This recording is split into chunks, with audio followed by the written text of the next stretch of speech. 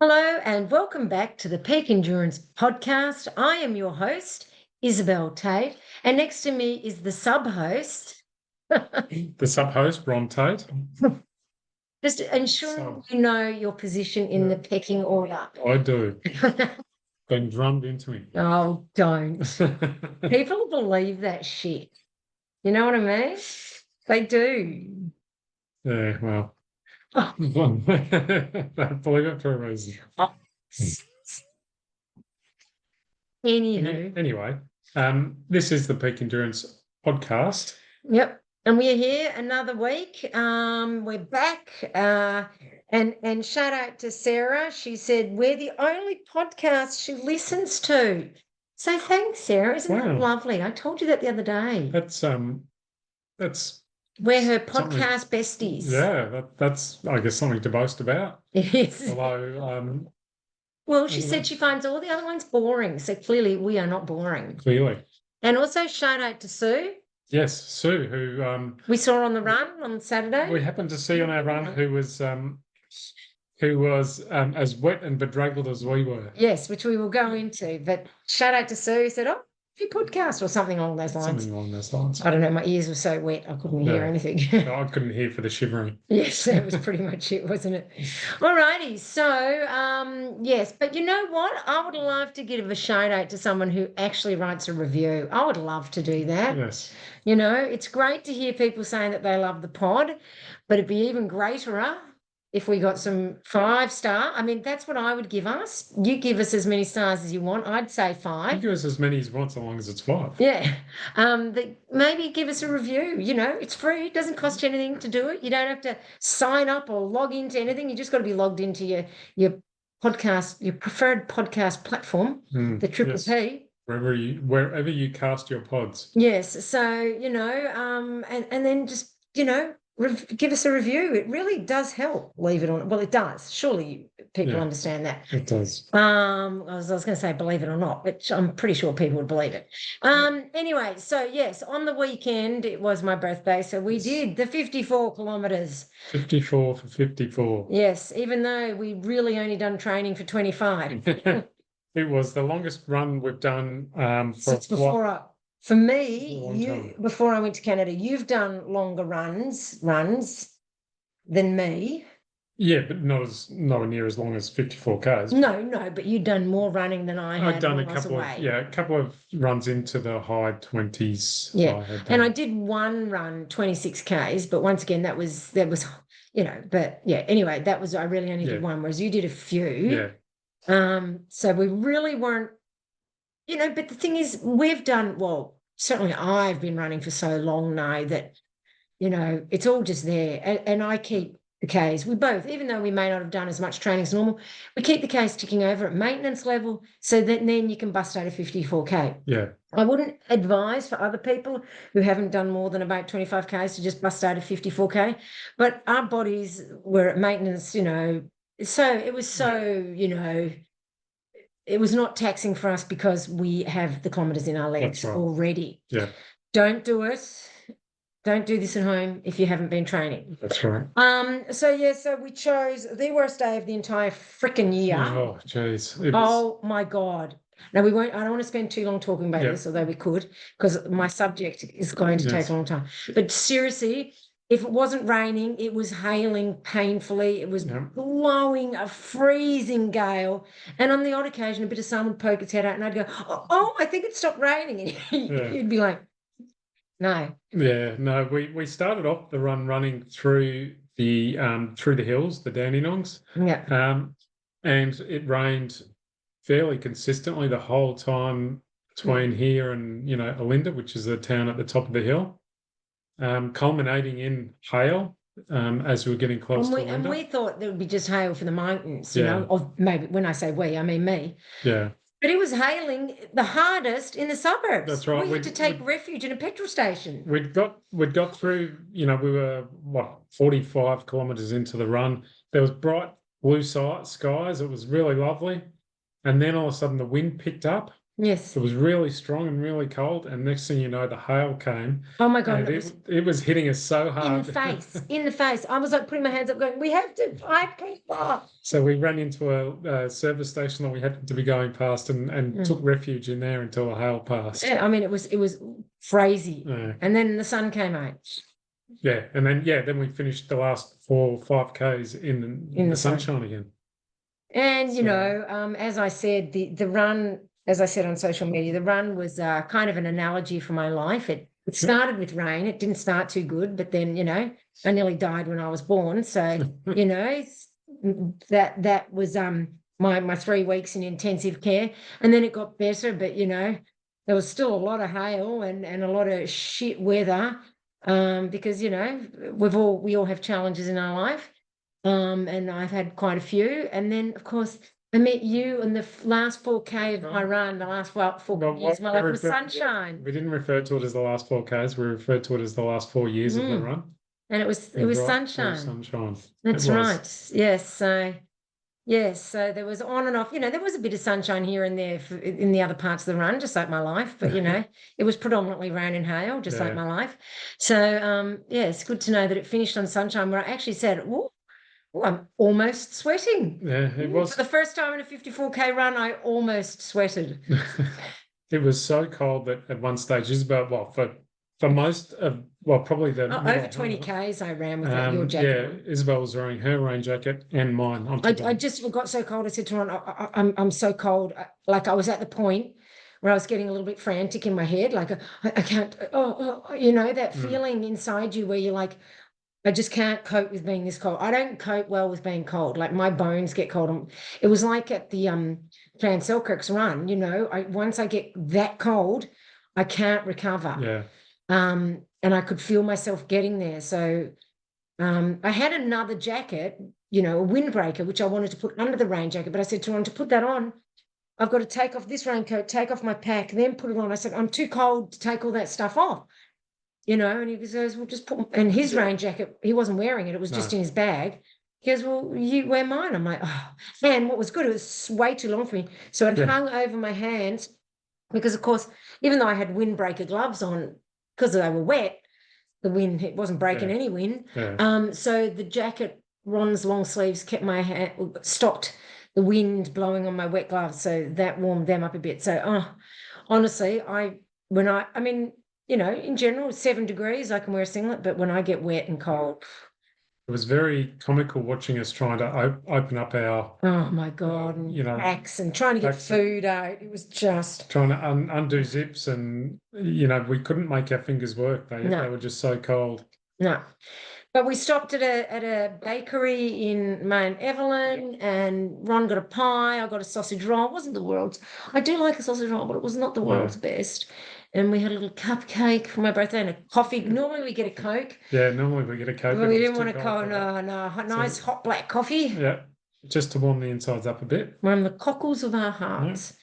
Yeah. So, so, you know, that was. So yes, that was all good. It was a cold one, but it tested our nerve and tested our strength in a mental strength. Yeah, it was a real good mental strength run. We got through it. And we did. And in spite of that, I felt that I certainly was in fairly good spirits most of the way, even though it was heinous. The weather was literally heinous, but I still felt like I was in good spirits for the run. How we I mean, I was cold, but not miserable. Like I wasn't miserable. Like I actually, because I started off wearing my raincoat because it was raining when we started, and I don't like starting in the rain.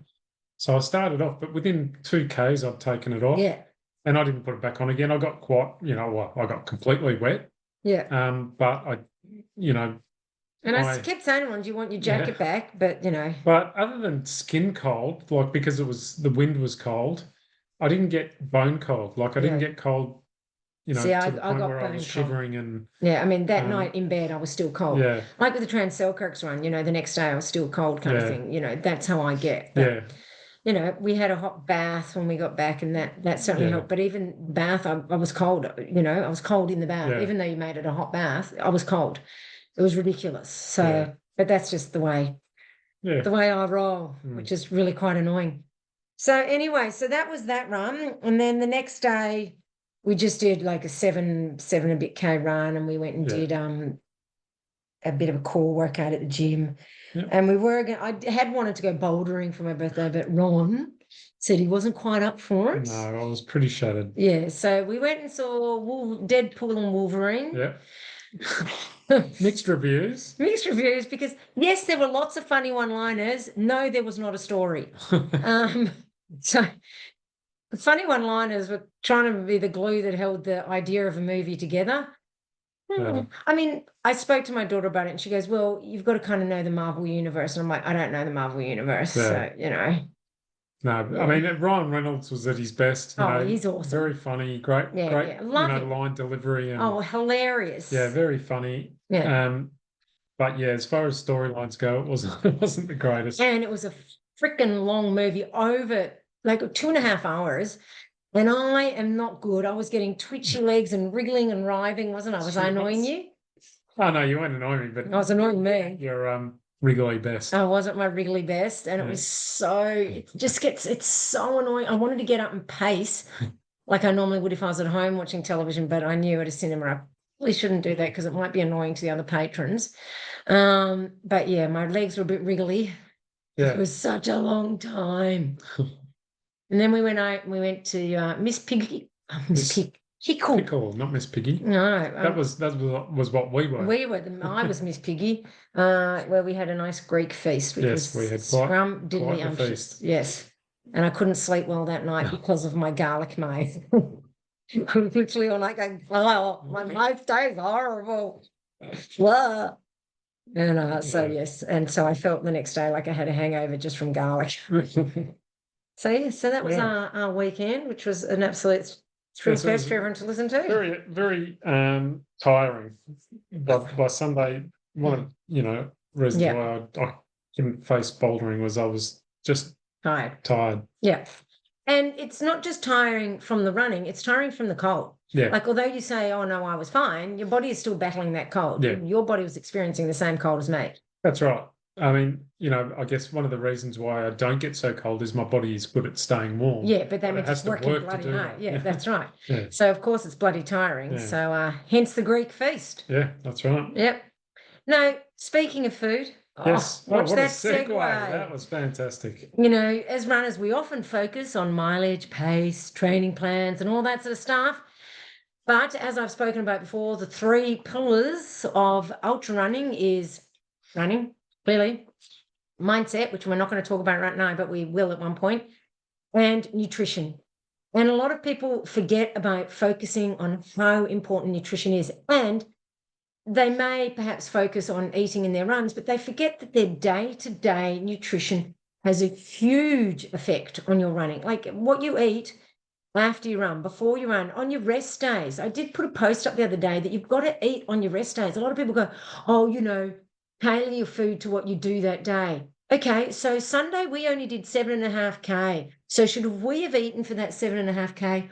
54K we did the day before where we missed a couple of meals. That's right, where we didn't eat enough. Yeah, we were way behind on nutrition, but Sunday we're only doing 7K, so we better eat less today because we're training less. Yeah. Can you imagine if we'd done that? We wouldn't have recovered. So you don't not eat, like eat for the whole training block, not for one day at a time, right? Because if you've done a 54K run the day before, or you're doing one the next day, like we carb loaded that day. I certainly ate a lot more than I would have normally. And I think that's part of the reason, because I've gotten a bit slack on that. That's part of the reason I didn't get low spirits, is because I was well fed. Yeah. Right. And it just makes such a difference. Your brain is greedy. You need all of that glucose to keep your mind happy so that you do feel in a good mood and to make good decisions, like, oh, can I have your jacket kind of thing, those sorts of things. All right, so here I've got 13, the lucky 13. I don't know why I came up with 13. It's just what I came up with, so bear with. And if we don't get through all of them today, we might have to do some of them tomorrow, next week. Maybe we do that even. I don't know. We'll see how we go. We don't want this to go forever and a day. It's nearly 6 o'clock and we're hungry, quite frankly, all this talk of food. So if you're experiencing any of these 13 warning signs, it's time to fuel up and revamp your eating habits, and potentially even contact me, sports nutritionist, for some help. I've helped lots of athletes, and they've seen huge improvements, lots of PBs, and just generally feeling happier with life. Because seriously, if you eat properly, the gut and the mind or the brain are intrinsically linked, and you need to eat well to have a good outlook on life too. All right, number one, constant fatigue. You're always tired, even after a good night's sleep. Now, obviously, this could be training overload as well, but sometimes it's not overtraining. Sometimes overtraining is caused by underfueling, or the symptoms of overtraining is caused by underfueling. Now, there was a while there that you were underfueling with your running, wasn't there, where you lost heaps of weight? Yeah. And were you fatigued a lot? I don't really remember, to be honest. I had a lot going on in my life at the moment, and At the time. sorry, and fueling was just not a priority for me. Although I was still running lots. And losing lots of weight. So I can imagine, yes, I was suffering a great deal, just not focused on that at the time. Yeah. Well, you'll find that if you're not eating enough, you will be tired. You won't have the energy for your runs. You won't sleep properly because your body's trying to access nutrition for itself through, working the body to find it. And generally, you won't sleep well. So what you should do is, because also you've got to remember that running, and we're not just talking about not eating enough. We're also here talking about not eating the right foods. You need protein that will help with your energy levels. And if you're vegan or vegetarian, you probably need to have an iron tablet, but increase your iron-rich foods or get your iron checked. If you're feeling that fatigue, now a lot of athletes who I've spoken to are feeling that fatigue, and we've revamped their diet, lose that fatigue, A, because they're eating more, right? And you need food for energy, but B, because we improve the quality of their food. So you need iron-rich foods, and if you're vegetarian or vegan, you'll need to, like, I know spinach has iron, but seriously, I don't think it's not quite the same, right? No, as eating meat. The amount you would need to eat. So you need to get tablets. When I do hear about a lot of vegan athletes getting infusions and all that sort of stuff, which is great that that's available, but you really should be solving this through your diet, okay, as much as possible. And complex carbs. You need carbohydrates. Carbohydrates give you energy. I tried to be a no carb athlete when that was all the fad. And I did my N of 1 and it was shit. And I had no energy and I was tired and I ran like a bag of crap. Which you will. If you're just relying on fats, you'll run slow, right? It's just the way it is. You need carbs. And like I said, to make good decisions, you need carbs to make good decisions and to improve your mood. So check your iron-rich foods, check your carbohydrates if you are feeling super tired. All right. As we always say also, if you're cutting back on your carbs and relying on your body's reserves, fat stores and whatnot, what your body does is it goes into preservation mode and will stop releasing all those fats because it knows it needs more. It needs to stockpile it itself because it's not getting enough. Yeah. So I just don't believe in... Your body won't release it in, as much as it would if you were taking in carbs. And also, if you stop giving your body carbs, it forgets how to utilize them correctly. So if you go, oh, but I use carbs in my racing, yeah, but then it doesn't know how to utilize them if you haven't, if it's forgotten how to use them. So it's just don't... I mean, I'm not a big believer in cutting out any food group. That's just me. I believe... other than sugar, I always say, more than happy for people to cut out sugar, which I've done, but a balanced diet, yes. And I don't believe in cutting out. I don't believe personally in keto diets. I don't believe either in vegan diets. So it's not that I'm against vegan diets. It's just that I'm against cutting out major food groups that your body needs, especially if you're a runner, and even more so if you're an ultra runner. All righty. Did you want to go on to number 2? Slow recovery. I.e. your muscles ache for days after a run. Do you want to get your glasses perhaps? Because that was terrible. I felt like I was back at school asking the Dumbo up the back to read. Thank you very much. No And problem. what makes it, well, first of all, the light is shining on the phone, so I Okay. couldn't see it properly. Uh-huh. But it's Oh, look at that. His IQ just went up. Like 300 points. but yeah, you put the extra small writing on your phone. No, it's just the normal writing. Just because you enlarge it because you're Slow old. recovery. Your muscles ache for days after a run. Can't believe you How's thought that? those 2 dots said IE. Yeah. So slow recovery. You're not eating enough if you're not able to recover. Like, and yes, you might get you know, sore after a run, sure. Like you were tired the next day. Oh yeah, I was absolutely. 54 Ks. But Yeah. you know, yesterday, which was Monday, No, the day- yesterday was Tuesday. I still don't know what freaking day it is. Either way, Monday your legs weren't sore, were they? From the No, run? no, fine. Because we ate some protein at the Greek restaurant. We had a meal full of protein. And if you want to improve your recovery, eat protein. Yeah. Okay. And this is my issue with the vegan and vegetarian diets is they don't prior often, not always, but there's a lot of junk food vegans out there who just eat carbs. And I'm all for carbs, but you've got to eat protein. Yeah. So vegans have to be super diligent and work super hard to get their protein in. Like it's hard work and expensive. And difficult to source, you know, so you've really got to work super hard, but have more protein. That will, you know, boost your recovery after, and normally after we do a run, and even we got back from our 54K run at 4:30 and we had breakfast. Which for Isabel is a big bowl of porridge. Big bowl of porridge with a big scoop of protein powder. And for me was 10 wheat bix and some muesli scattered on top. Not much muesli, folks. And a protein shake. And a protein shake. Yeah.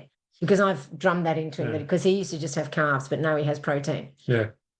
So you've got to have protein after a run, not just carbs. Yes, you need carbs. And as everyone knows, I love my carbs and I promote carbs, but you need protein. So vegans, get out that. And vegans, you'll need to combine them because you're not getting all of the branched chain amino acids if you just stick to the one. So, you know, like hemp and pea or something like that.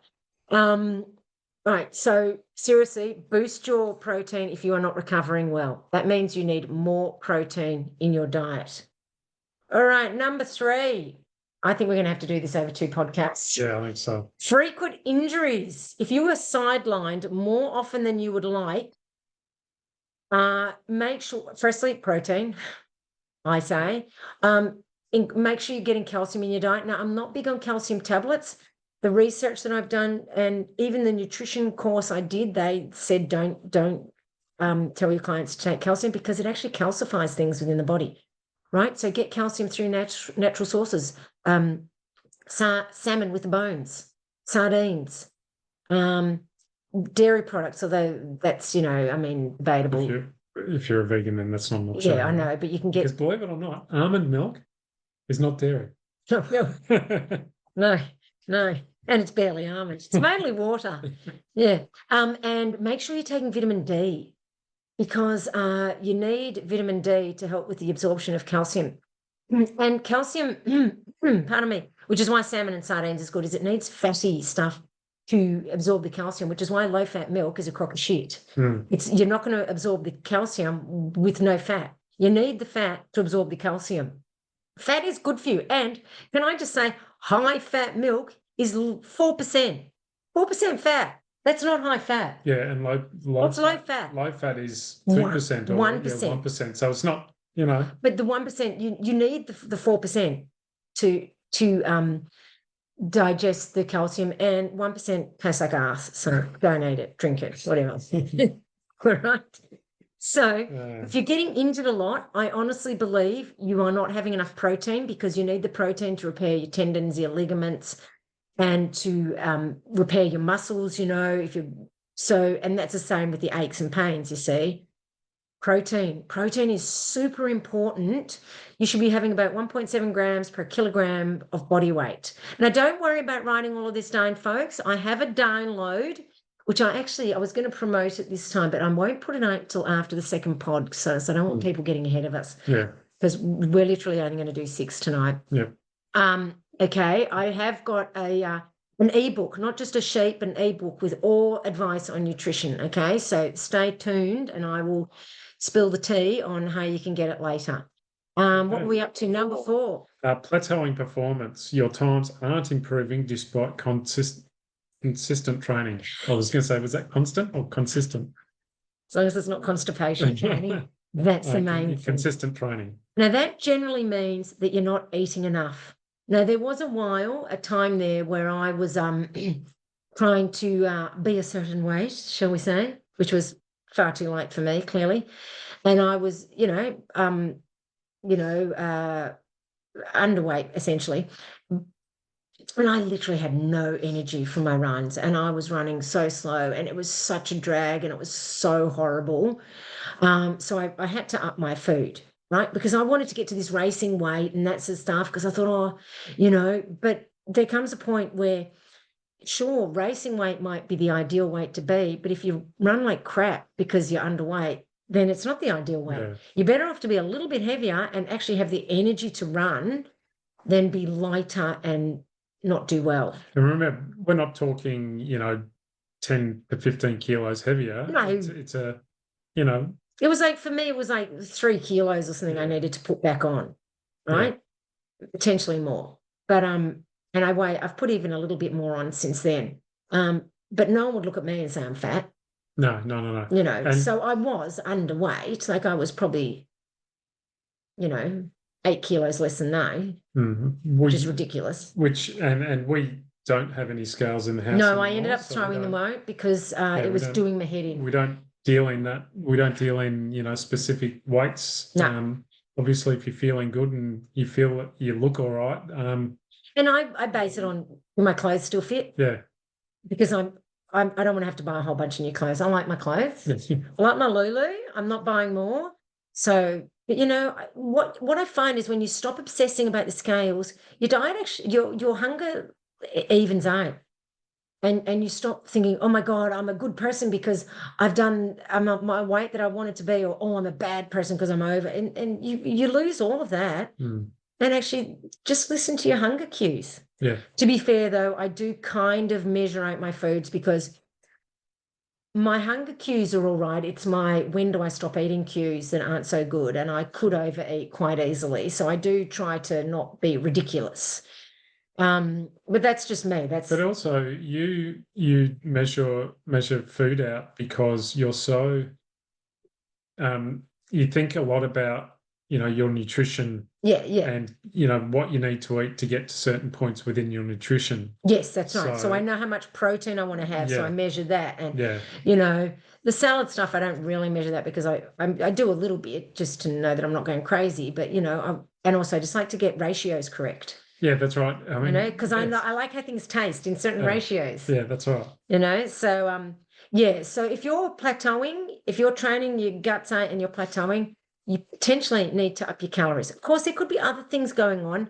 Any of these sort of things, see your doctor if you're not sure. These are just potential diet-related issues. All right, number 5, mood swings. You're irritable and your emotions are all over the place. There is nothing worse than someone who's hangry. Is there? Yes, my dear. Yeah. Oh, I'm terrible. There's one person in this relationship that gets hangry. Oh, yeah. And that's why I have to have morning tea, afternoon tea. I have to snack because if I get, oh God, no, even my kids knew it. They'd be like, quick, get mum food, So it is. So once again, assess your caloric intake, but also potentially look at having some omega-3 fatty acids and some B vitamins. I take a high strength, good quality multi-B every day because that helps with stress levels. And I never have a mood swing, do I, Ron? No, not at all. It's completely stable. Yeah, that's right. No, no. I'm human, believe it or not, and obviously you're going to, as a woman, you're going to get mood swings. There are also many other things that affect mood swings as well as food. You have hormonal mood swings as a woman. Although I'd like to say I don't. It's only afterwards that I won't go, that's at the time I'm acting completely rationally. But afterwards I go, maybe that's a bit not nice. Bit of a biatch. But potentially increase omega-3 fatty acids and take some take a really good quality. Whenever you take a supplement, make sure you you're shelling out the money. You're not just getting crap from the supermarket. Although I get some of them from the supermarket, but you've got to make sure they're the good ones. And do your research on that sort of thing. Check, the ingredients. Yeah, because like with the magnesium, you've got to check that it's the good quality magnesium. Otherwise, your body can't even absorb it. And some of them you get, the cheap ones, it's the shit magnesium. Same with the iron. Make sure that you're getting the good iron, that sort of thing. And obviously, if I was giving you a nutrition plan and you needed supplementation, I'd be telling you which one's the good ones, but we don't have time to go into that right now. But if you're feeling like that, A, you could be hangry, so check that you're eating enough food, or B, you might need some omega-3 fatty acids and some B vitamins, because if you're low in B vitamins, especially if you're a vegan, then that can affect your mood and, stress levels. All right. Number 6, weakened immune system. You catch every cold that comes around. Yeah, see, no, I was going to say I never get sick. We all know what happens when I say that. I rarely get sick. Like I really don't. I mean, like after the that race, I got a cold sore and I was a bit run down, but that was because my weakened immune system. And so what I did to solve that was I ate up when I noticed that was happening. Yes, the last couple of times that you've got sick is pretty much I've brought something home from work. And when I have gotten sick, it's bloody. I'll pass that on to you.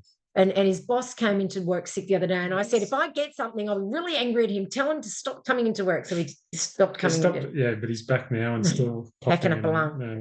Now, obviously, when I got the cold sore and when I got run down, I grabbed my 1,000 milligram vitamin C tablets, and I was taking one every hour.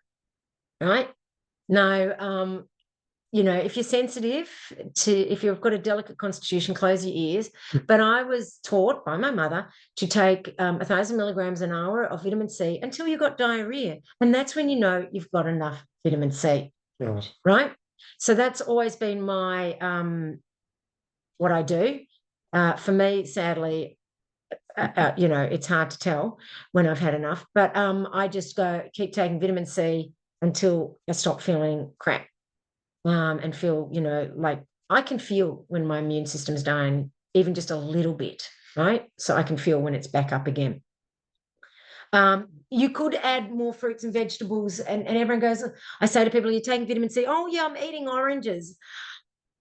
I mean, wouldn't it be great if we could get enough from oranges? Sadly, with the farming methods and, fast production and overwatering things to make them bigger and the degraded soils, et cetera, you don't always get enough. So yes, that's good and probably good to start with. But if you're feeling like your immune system is weakened, I would suggest supplementing with 1,000 milligram. Like I used to take the powder mixed in with orange juice, but seriously, I almost can start feeling myself gagging now, because my mum used to make me take that on the hour every hour. So now I take the tablets and it's a lot better and it works just as well to me. Obviously, when I got the cold sore too, if you get cold sore, lysine, and take 2 of those every hour.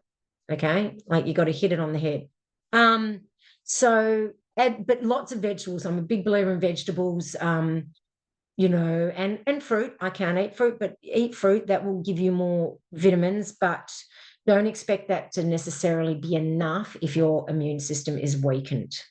Would that be fair? Yes, that would be fair. You're always into me, when I'm feeling a bit run down, I've got to take vitamin C. And you go, and I generally take one tablet. I'll take one tablet and then I won't have any more. And you'll forget, because I'm not there going, here, have your next one. Here, have your next one. That's all right. Yeah. But one's better than none, surely. Yes, it is absolutely better than none. But anyway, let's not. All right, should we stop there? Should we stop at 6? Yeah. Okay. All right. So that's the first 6. There's quite a lot more. If any of these you are finding that you are having, please shoot us a message. Let us know, or comment on the I'll post this to social media. Comment on the pod, social media post. Comment on Spotify or whatever. Give us a review. Yes, we keep coming back to that. Give us a review. On. We'll be your best friend. Yeah. God, I haven't heard that one in a while. Best friend. Yeah. So that would be lovely. Anyway, there's 7 more to go. But nutrition is a huge part, and as you can see, if your nutrition's not on point, there are some huge things that could be going wrong. So make sure you've got that dialed in. All right, the final 7 will be next week, so stay tuned. And that's also when I will give you the details of how to get the free. What? Free? Yes, free, no money. All you have to do is just join my email list. Oh, and everyone will go, oh, I don't want to do that. Seriously, I've made an entire ebook for you for free. And being on your email list gets you a whole heap of information. Yeah, 2 emails a week with I give a mindset email once a week and a nutrition lifestyle for running other email once a week. They're actually really informative. And I get people emailing me going, oh my God, this is so good. Thank you so much. I really appreciate all this information. Once again, for free. Yeah. I'm sharing information here. So once that comes out, because I know I've created ebooks before and people just don't want to pay for them. So I'm giving this away for free. All righty. So, but that'll be next week because I don't want to, you to know everything, or I want you to know everything, but I want to, I want you to listen to the podcast next week, basically. All righty. So have a great week, everyone. Enjoy your long runs, your short runs, your quality sessions, and every run in between. Absolutely. Do you have anything you want to finish off with? Seeing as I did most of the talking, I apologise, but I am the sports nutritionist. That's right. It's your area of expertise. And it's no one would ever say that food and good quality food is my area of expertise. No, good Lord, no. So oh my God, I'm being wise to keep my mouth closed as much as possible. Well, you've improved a lot. I have. But once I noticed, as soon as you went away, it turned to shit. Yeah, I was still dabbled in good food, but you still had your salads for lunches, but your dinners. But, my dinners. Well, I mean, I did still, eat. Occasionally, you did eat, but you didn't eat vegetables. But I fell off the wagon fairly regularly. Yes, and there was Domino's involved. Yes, there was. I mean, that's kind of scraping the bottom of the barrel and when you did cook your at-home meals, there were no vegetables. There were potatoes, but I keep telling you, potato is a vegetable. No matter how much you disagree. Anyway. Just there was a whole heap of potatoes and it happened to be mashed with milk and butter. Yeah. Yes. Well, we won't mention that. No, that's right. Yes. And then the other times when you had potatoes, they were deep fried. Yes, deep fried and cut into strips. Yeah. Well, I was there in Canada eating my salads and meat. And what's interesting is that since I've been back here in Australia, my stomach's been really upset. So, essentially my body preferred the Canadian food. Anywho, all righty. Well, I hope you enjoyed this podcast a bit longer than normal. That's why we aren't doing all 13 because we'd be here till Christmas. Yep. Join us next week to find out all the other ones. The 7 others. Yep. All righty. Have a great week, everyone. Bye-bye. Bye.